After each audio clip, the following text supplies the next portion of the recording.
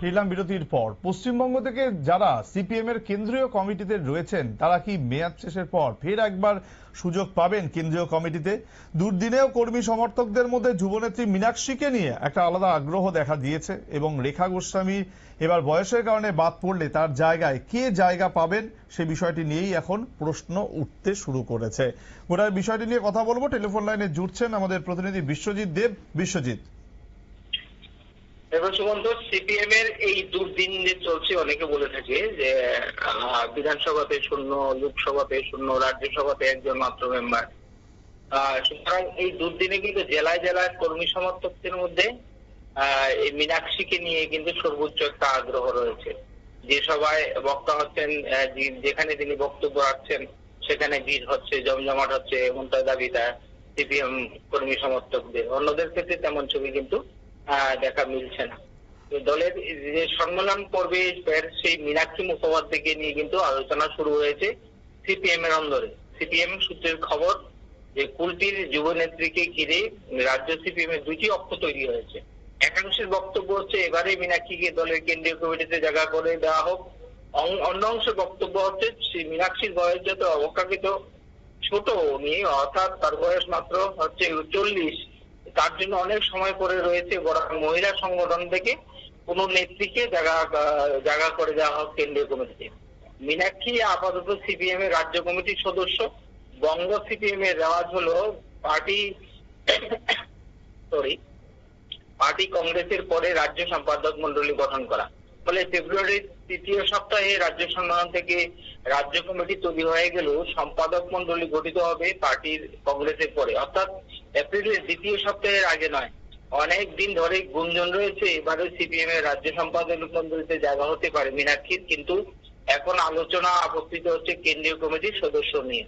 পশ্চিমবঙ্গ থেকে মূলত সুমন্ত, তোমাকে যেটা বলবো সেটা হচ্ছে পশ্চিমবঙ্গ থেকে যারা কেন্দ্রীয় কমিটিতে রয়েছেন তাদের মধ্যে মহিলা মুখ রেখা গোস্বামী এবার বয়সের কারণে হয়তো বাদ পড়ার ওনার সম্ভাবনা রয়েছে। তার জায়গায় কেন্দ্রীয় কমিটিতে জায়গা পাবেন তা নিয়ে দুইটি মত তৈরি হয়েছে দলের মধ্যে। সিপিএম এর একটা অংশের বক্তব্য হচ্ছে, পুলিশ ব্যুরোর এক প্রবীণ সদস্যের বক্তব্য হচ্ছে, দুজন কেন্দ্রীয় কমিটির সদস্য সহ কয়েকজন মহিলা নেত্রী মিলে এই ভাষ্যকে বাঁচিয়ে দিচ্ছেন যে কেরালার মহিলা সমিতি রাজ্য সম্পাদক বা সভানেত্রী পার্টির কেন্দ্রীয় কমিটিতে জায়গা পান যদি, তাহলে পশ্চিমবঙ্গ থেকে কেন হবে না? কেন পশ্চিমবঙ্গের মহিলা সমিতির যিনি সম্পাদিকা তিনি কেন্দ্রীয় কমিটিতে সুযোগ পাবেন না? মহিলা সমিতি কেরল রাজ্য কমিটির বর্তমান সম্পাদক হচ্ছেন সিএস সুজাতা দলের কেন্দ্রীয় কমিটির সদস্য। তাই পশ্চিমবঙ্গ থেকে মহিলা সমিতির সম্পাদক তথা সভানেত্রীকে দলের কেন্দ্রীয় কমিটির জায়গা করে দেওয়া এখানে উল্লেখ করার বিষয় হচ্ছে, পশ্চিমবঙ্গে মহিলা সমিতির রাজ্য সম্পাদকের পদে রয়েছেন কনিনিকা ঘোষ বোস, সভানেত্রী পদে রয়েছেন জুমারিয়ার প্রাক্তন বিধায়িকা জাহানারা খান। জাহানারা একদিকে মহিলা, অন্যদিকে হচ্ছে সংখ্যালঘু, তাছাড়া তার সংসদীয় রাজনীতিতে পূর্ব অভিজ্ঞতা রয়েছে। আবার কনিনিকা সংবাদ মাধ্যমের সুদিন বাম আমলের পরিচিত মুখ। সুতরাং জাহানারার ক্ষেত্রে আরো একটি বিষয় হচ্ছে তিনি পশ্চিমবঙ্গ বর্ধমান থেকে উঠে আসা নেত্রী, আবার মীনাক্ষী হচ্ছে সেই জেলারই। সুতরাং এই ক্ষেত্রে আলিমুদ্দিনের অন্য একটা অংশের বক্তব্য হচ্ছে মীনাক্ষীকে এবারে কেন্দ্রীয় কমিটিতে না নেওয়া হলে নতুন প্রজন্মকে সামনের সারিতে আনার বার্তা ধাক্কা খাবে। এখানে উল্লেখ করার বিষয় হচ্ছে যে আগামী জুন মাসে সিপিএম এর যুব সংগঠন ডিএফ এ রাজ্য সম্মেলন, অর্থাৎ পশ্চিমবঙ্গের রাজ্য সম্মেলন। সবকিছু ঠিক থাকলে বয়সের কারণে যুব সংগঠন ছাড়বেন মীনাক্ষী। তারপর তাকে কোন গণসংগঠনে কাজ করানো হবে তা নিয়ে আলোচনা রয়েছে সিপিএম এর অন্দরে। সিপিএম এর একটি অংশ চায় যে মীনাক্ষীকে কোনো গণ্ডিতে আটকে না রেখে দলের মুখ করে সারা রাজ্যে ব্যবহার করতে, বিশেষত 2026 সালের ভোটের আগে, অর্থাৎ বিধানসভা ভোটের আগে নির্দিষ্ট পরিকল্পনা করে মীনাক্ষীকে যাতে ব্যবহার করা যায় সেইভাবে রণকৌশল তৈরি করা। কোন অক্ষ কিভাবে প্রকাশ করারদের কাছে যুক্তির জাল বুনবে তার উপরে সব নির্ভর করতে বলে একটা অংশের ধারণা। মীনাক্ষীকে আরো সময় দেওয়ার পক্ষে যারা, তাদের মধ্যে এক রাজ্য কমিটির সদস্যের বক্তব্য হচ্ছে, অনেক তরুণ প্রজন্মকে অতীতে অনেক আধিক্ষেতা করে দেখেছি, তার ফল ভালো হয়নি। অর্থাৎ বিগত যে বিধানসভা নির্বাচন অনুষ্ঠিত হয়েছে সেই বিধানসভা নির্বাচনে কিন্তু যে পশ্চিমবঙ্গের যুব ব্রিগেডকে সামনে এগিয়ে দেওয়া হয়েছিল, কিন্তু ফল কিন্তু সেই শূন্যের কোঠায়তে রয়ে গেছে। সুতরাং কিন্তু বিশ্বজিৎ, এই যে যুবদের যদি সুযোগ না দেওয়া হয়, যুবদের যদি সুযোগ না দেওয়া হয় বারবার, তাহলে তারা শিখবে কি করে, তারা এগিয়ে যাবে কি করে? তাহলে এই যে আজকে বামেরা যে কারণে বারবার রাজনৈতিক মহলের একাংশ মনে করে যে এই বামেরা বয়সের ভারের জন্য বারবার পিছিয়ে পড়ছে, যে কোনো নির্বাচনে তারা আজকে খারাপ ফলের জন্য এই বয়সের ভাড়ামোটা আর নিজেদের নতুন তরুণ প্রজন্মকে না এগিয়ে দেওয়াটাই কারণ।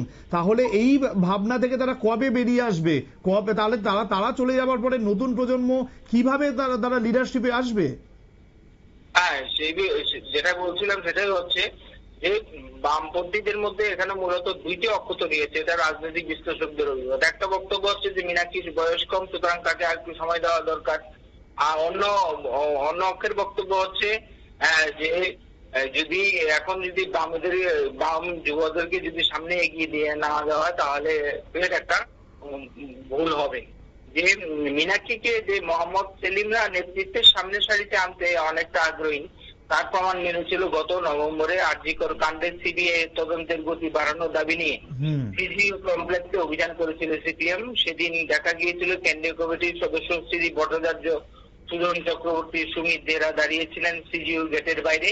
তাদের সঙ্গে ছিলেন রাজ্য সম্পাদক মন্ডলীর সদস্য কল্লোল মজুমদার, দেবব্রত ঘোষ, পলাশ বাসু, আর স্মারকলিপি দিতে ভিতরে গিয়েছিলেন মীনাক্ষীকে নিয়ে। সুতরাং সেখানে কিন্তু মীনাক্ষীকে সামনে এগিয়ে দেওয়ার জন্য রাজ্য কমিটি চেষ্টা করছে। এখন কেন্দ্রীয় কমিটি এই নিয়ে কি ভাবনা চিন্তা করে তা কিন্তু সময়ই বলবে। সেই সাথে রাজ্য সম্মেলনের আগে এখন বঙ্গ বিজেপি বঙ্গ সিপিএম এ আলোচনা অন্যতম বিষয় হচ্ছে, একটা কথা হচ্ছে অল্প দূর না বহুদূর, মীনাক্ষী যাবেন কত দূর, উত্তর দেবে এপ্রিলের মাদুরাই। বেশ, অনেক ধন্যবাদ বিশ্বজিৎ তোমাকে। বিশ্বজিৎ দেব আমাদের প্রতিনিধি, এতক্ষণ টেলিফোন লাইনে ছিলাম তার সঙ্গে। এবং পশ্চিমবঙ্গ তো বটেই, বরং গোটা দেশে যে সমস্ত জায়গায় বামেরা এখন মানে ক্ষয়িষ্ণু বলা যেতে পারে, তাদের মধ্যে অন্যতম দুটো জায়গা। একদিকে আমরা জানি যে পশ্চিমবঙ্গ, সেখানে কিন্তু বামেরা নিশ্চিহ্ন হয়ে গেছে প্রায় গত কয়েকটা নির্বাচনে, তা সে লোকসভা হোক বিধানসভা হোক, যে কোনো নির্বাচনগুলোতে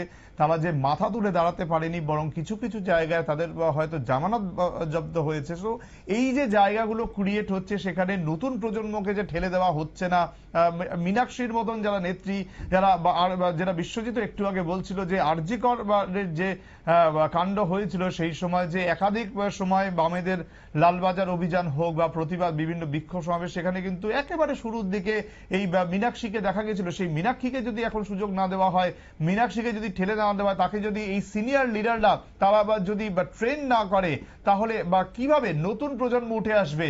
তাহলে যদি নতুন প্রজন্ম যদি উঠে না আসে, তাহলে এই দল যে একেবারেই নিশ্চিহ্ন হয়ে যাবে দেশ থেকে, সেটার দিকেই কিন্তু ইঙ্গিত দিয়েছে একাধিকবার রাজনৈতিক মহল। কিন্তু তারপরেও হয়তো এখনো পর্যন্ত তাদের চোখ খোলেনি, হয়তো এখনো পর্যন্ত তাদের হুঁশ ফেরেনি।